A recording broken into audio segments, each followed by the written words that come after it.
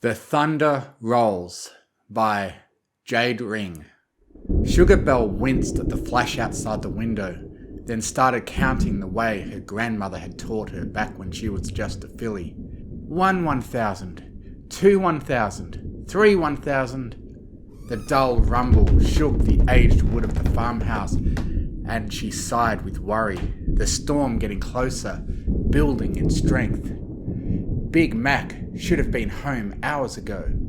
She stared hard out the window towards the dark path that led from Sweet Apple Acres to Ponyville proper, very nearly willing the form of the great red stallion to materialise from the growing gloom. They'd known about this storm for weeks, hadn't they?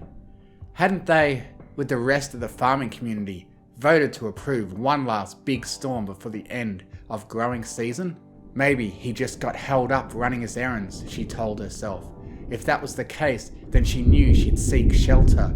He knew it would be safer to ride out the storm in the home of a friend. She racked her brain for the names of ponies he might hide out with until the storm lessened to a drizzle.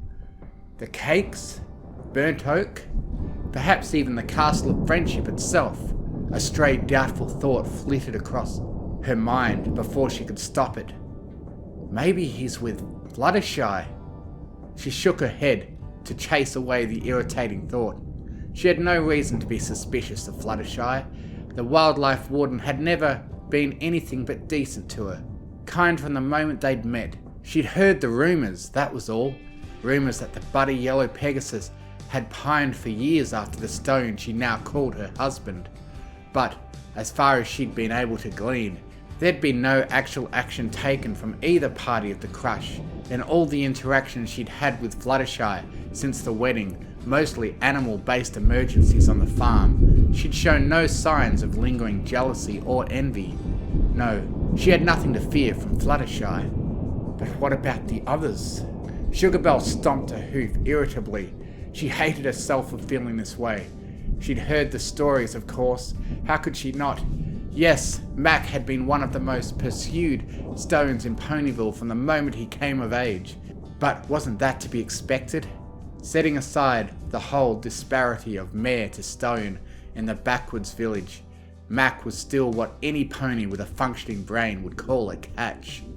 He was gentle, kind, strong, and heir to Equestria's greatest exporter of apples, the total package, all things considered. And yes, she heard how Mac had pursued the proverbial available stock, but she could hardly blame him for that. He was a stone, and stones had needs. Wasn't it better that he had sowed those oats long before she'd first set eyes on him, and fallen so hard? The past was the past. But then, there was one. The mare with the flowers on her flank. Goddesses! She even smelled like flowers any time she came near. That one gave her a feeling. She couldn't quite put it into words. Apparently, everything between them had sprung up from some incident involving a love poison, whatever that was. They'd been on again, off again for years after that, or so she'd heard. But she hadn't come to the wedding. She'd claimed illness and sent flowers the next day. Sugar Belle wasn't blind. She'd seen the pointed looks, the lingering touches. She had little doubt that that one would leap at the chance to snatch her husband away from her if the social contract of her position in Ponyville didn't expressly forbid such an action. Yes, that one she did worry about, more than she cared to.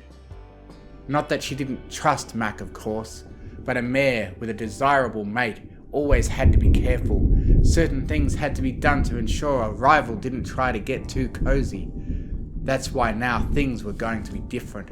She'd been to the hospital, she'd seen the results, and that was why she was here, lost in her thoughts and staring out the window, so she could run out and tell him the good news. Another flash, and she started counting on instinct. 1 1,000.